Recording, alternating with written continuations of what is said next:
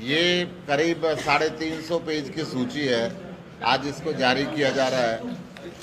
लगभग आम आदमी पार्टी हरियाणा के हर गांव में और शहर के हर वार्ड में पहुंच चुकी है। वहाँ पे हमने 21 मेंबरों की कमेटी का गठन कर दिया है और आज जो हम सूची जारी कर रहे हैं ये ग्राम सचिव और वार्ड प्रधान की सूची को हम जारी कर रहे हैं। आम आदमी पार्टी ने लगभग 6,500 ग्राम सचिव और वार्ड प्रधानों की नियुक्ति की है। इसकी सॉफ्ट कॉपी हम आपको सबको दे देंगे। लगभग अभी तक आम आदमी पार्टी 11,000 पदाधिकारियों की नियुक्ति कर चुकी है।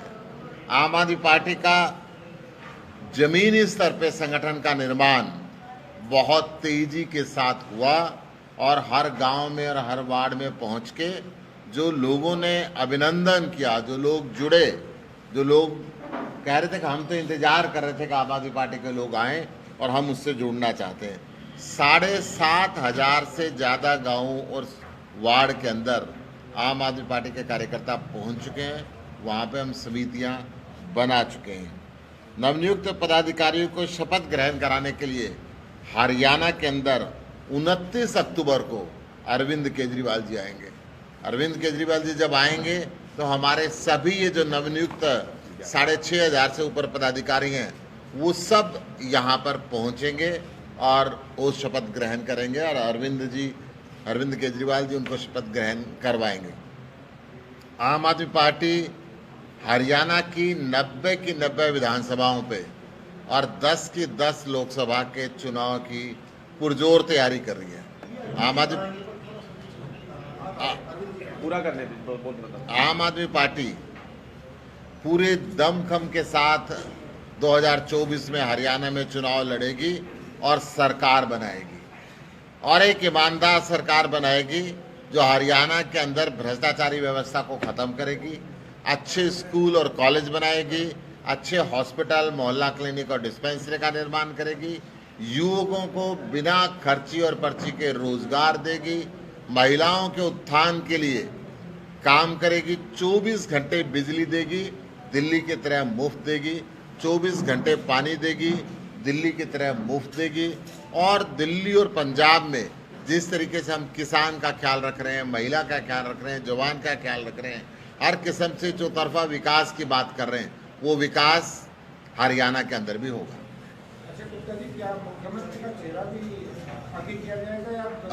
अभी बहुत देर है। आम आदमी पार्टी मुख्यमंत्री का चेहरा लोगों से पूछ के करती है। जब वक्त आएगा तो ये बात भी तय हो जाएगी। पार्टी में वैसे कौन सा चेहरा ऐसा है जो मुख्यमंत्री?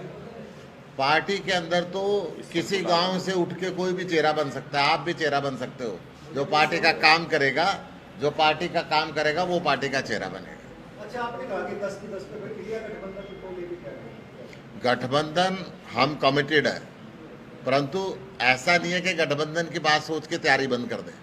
गठबंधन के अंदर जो लोकसभा का गठबंधन है वो लोकतंत्र को बचाने के लिए है, हिंदुस्तान की डेमोक्रेसी को बचाने के लिए है।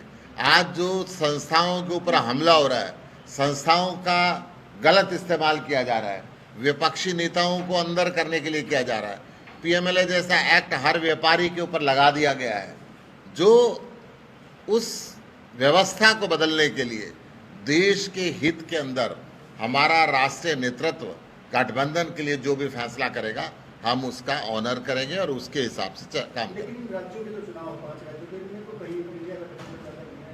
गठबंधन लोकसभा चुनाव का है, विधानसभा चुनाव का गठबंधन कहीं भी नहीं है और किसी भी लेवल पे नहीं है।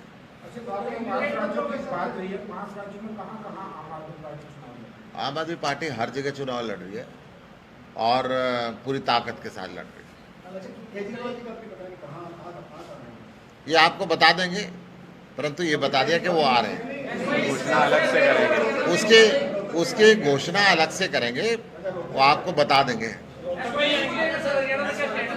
देखिए, दो बात बता दूं, मुद्दा पानी है और पानी हर राज्य को मिलना चाहिए। हर तरफ से किसान परेशान है, चाहे वो राजस्थान हो, चाहे वो हरियाणा हो, चाहे वो पंजाब हो, चाहे कोई सा भी राज्य हो, पानी की कमी है। पानी का बंटवारा करना केंद्र सरकार का काम है, देश के प्रधानमंत्री का काम है। देश का प्रधानमंत्री उसका बंटवारा करे। देश का प्रधानमंत्री इस फैसलों को लेने के लिए कॉम्पिटेंट है। केवल ये राजनीतिक पार्टियां आपस में लड़ाने का काम करती हैं, ये मुद्दा सुलझाना नहीं चाहते। एक वक्त रहा कांग्रेस की सरकार पंजाब में भी रही, हरियाणा के अंदर भी रही, केंद्र में रही, इन्होंने मुद्दा बना के रखा, हल नहीं किया।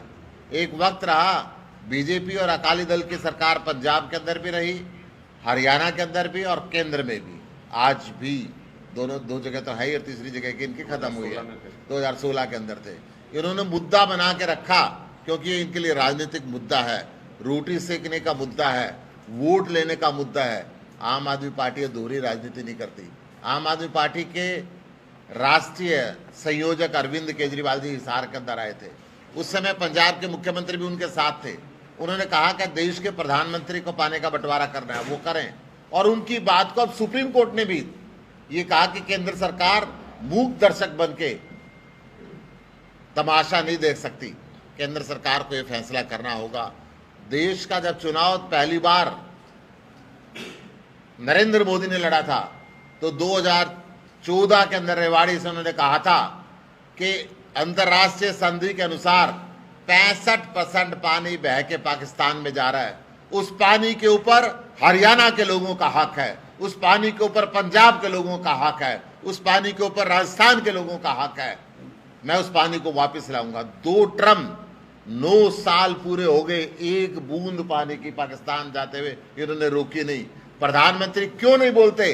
क्योंकि शर्म से उनका सिर झुक जाता है कि जो वायदा उन्होंने देश की जनता से किया था, इस क्षेत्र की जनता से किया था, उसको निभा नहीं पाए और ना ही पानी का बंटवारे के लिए आज तक बैठे। अच्छा सर, क्या पंजाब सरकार को सुप्रीम कोर्ट का फैसला नहीं मानना चाहिए? हर राज्य को मानना चाहिए, परंतु हर राज्य के पास पानी की कमी है। सुप्रीम कोर्ट ने यह भी कहा कि केंद्र सरकार बैठे और बैठ के पानी का बंटवारा करे। क्यों बंटवारा नहीं करती केंद्र सरकार? क्यों चुप्पी साधी हुई है? क्यों प्रधानमंत्री चुप्पी साधे हुए हैं? सुप्रीम कोर्ट ने कहा है कि पंजाब सरकार इसका निर्माण करवाएगी। आपकी सरकार, मैं तो यही कह रहा हूँ जी, पानी तो मुद्दा है ही ना। पानी तो हर आदमी को चाहिए ना। पानी का बंटवारा करना जब प्रधानमंत्री का काम है, प्रधानमंत्री क्यों चुप है? सुप्रीम कोर्ट ने ये भी तो बोला कि प्रधानमंत्री फैसला करे। सुप्रीम कोर्ट ने ये बोला ना, जब पहले वो फैसला कर ले, फिर उसके बाद जो भी बातें होंगी आगे बढ़ेंगी।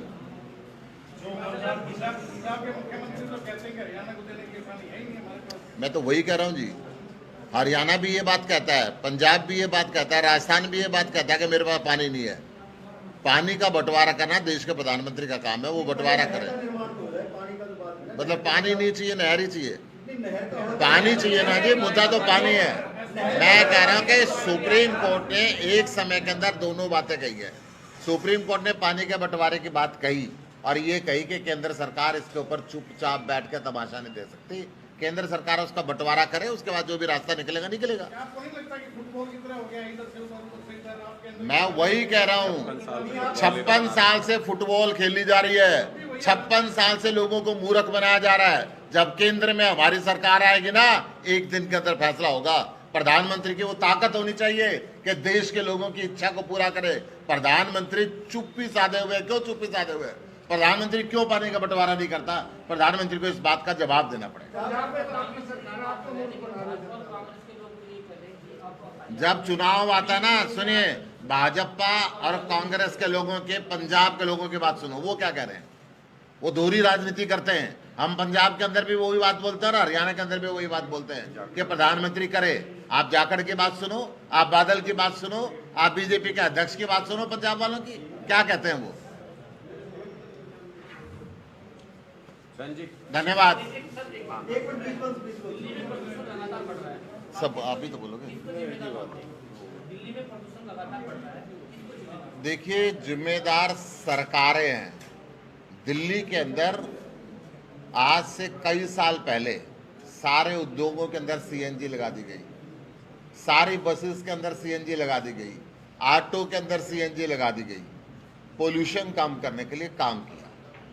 हरियाणा कृषि प्रधान देश है और कृषि प्रधान प्रदेश के अंदर किसान की बात को ध्यान दिया जाना चाहिए। हरियाणा सरकार जब फसल बिकने का टाइम आता है तो मंडी में बिकने के लिए छोड़ देती है। पोर्टल का खेल खेलती है। जब बाढ़ आती है तो कहते हैं पोर्टल पे चढ़ाओ, रेता चढ़ जाता तो 2-2 साल तक हटाते नहीं है। जमुना के बैराज खोलते नहीं है ताकि किसान डूब रहा है तो डूबे, पानी नहर की तरफ खोलते हैं, दूसरी तरफ नहीं खोलते।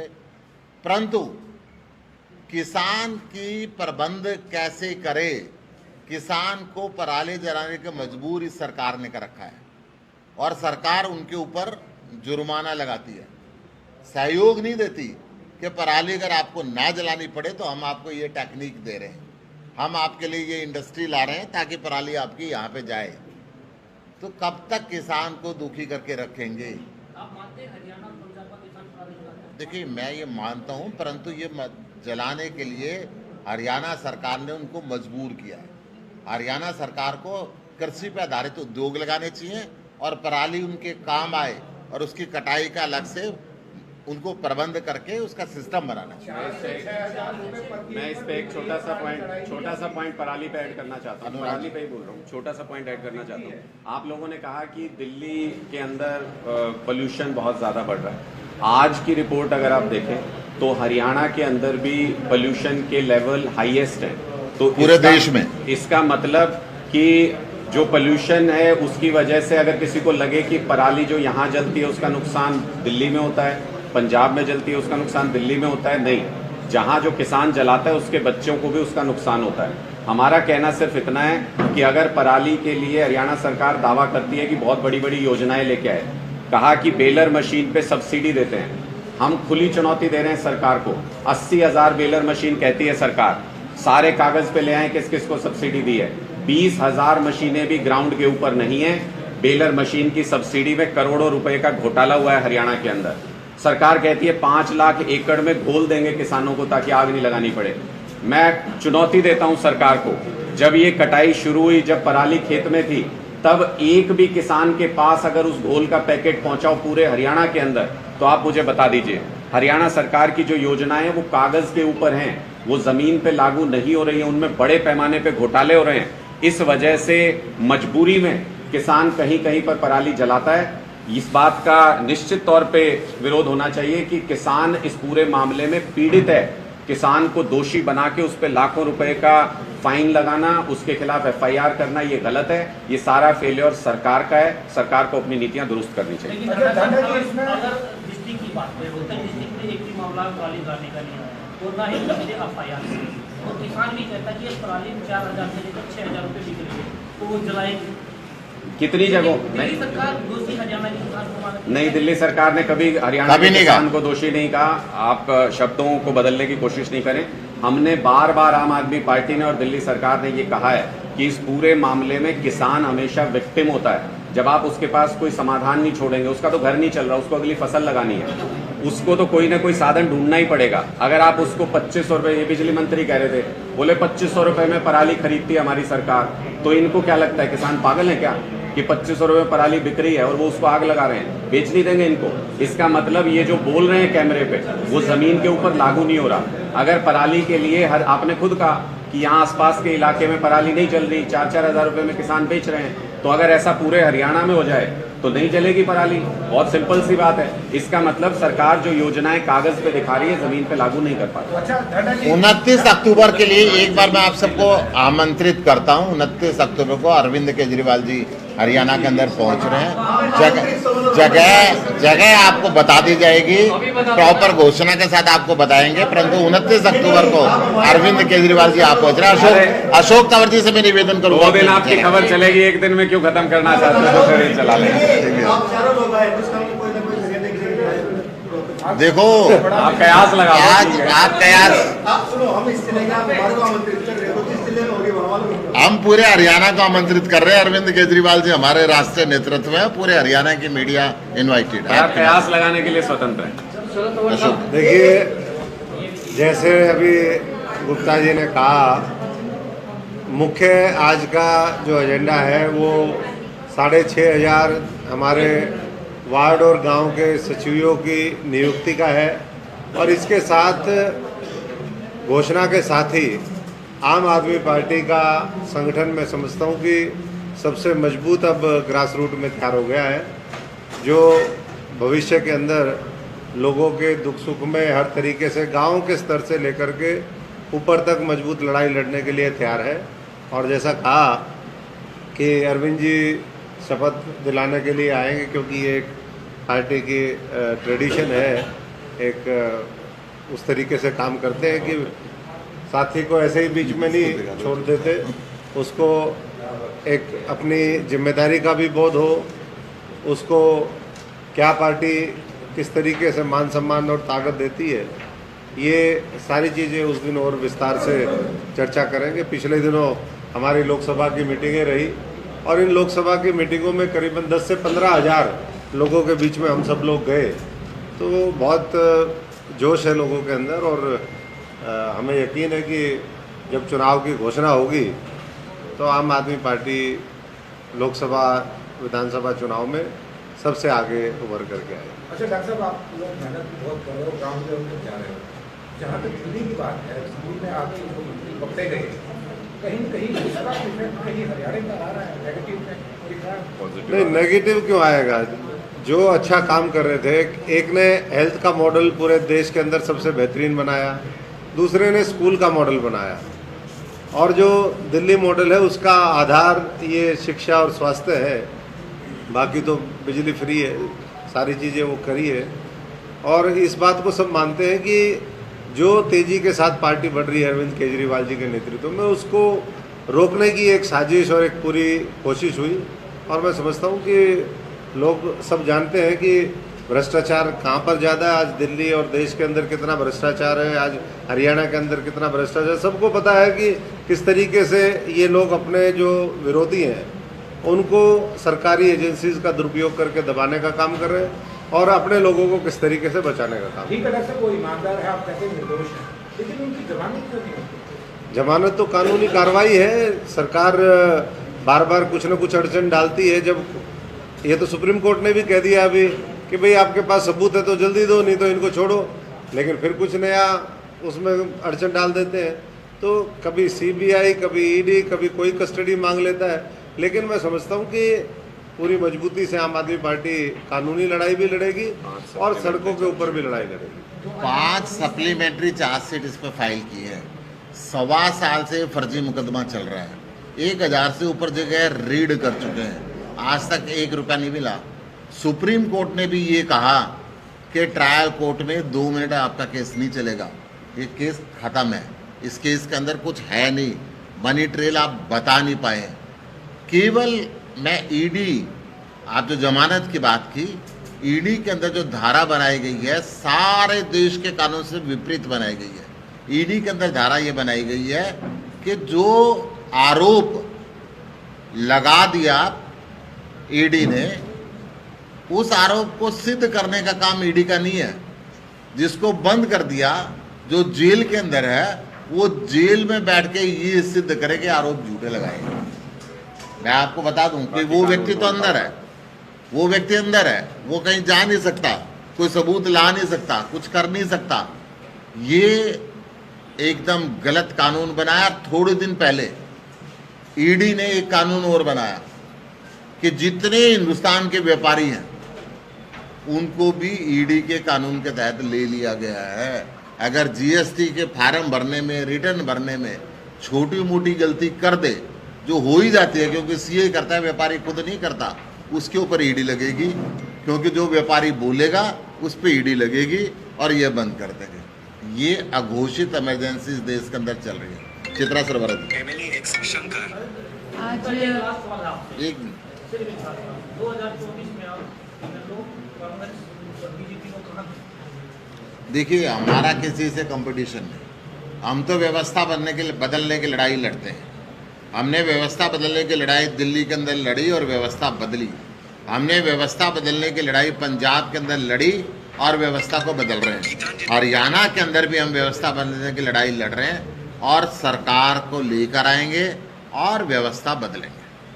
चित्रा आज आपके माध्यम से सभी हमारे नवनियुक्त जितने भी हमारे वार्ड के प्रधान और ग्राम सचिव हैं, 6500 की जो एक नई फोर्स हमारे जो राष्ट्रीय संगठन के महामंत्री संदीप पाठक जी ने और हमारे प्रदेश अध्यक्ष डॉक्टर सुशील गुप्ता जी की अगुवाई में जो खड़ी हुई है, उन सबको मुबारकबाद देते हैं और अपने हर कार्यकर्ता को जिसने गांव-गांव जाकर परिवार जोड़ो अभियान में 21 मेंबर्स की कमिटीज़ को निकाला और अपनी सारी बातों को पीछे रखते हुए युवाओं को, महिलाओं को और सबसे कर्मठ साथियों को पदों पर नियुक्त करने के लिए उनके नाम दिए।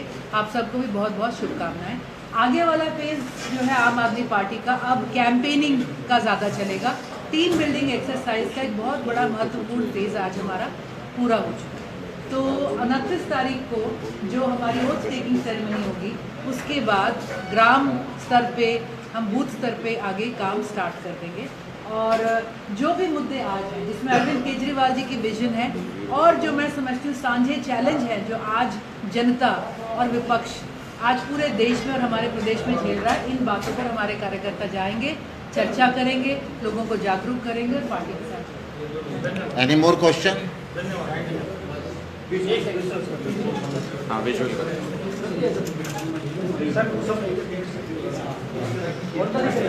एक बार इधर देखना।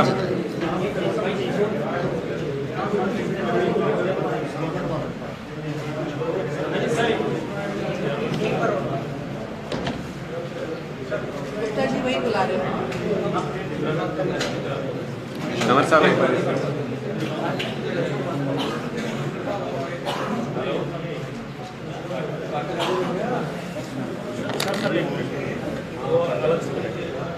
तो ये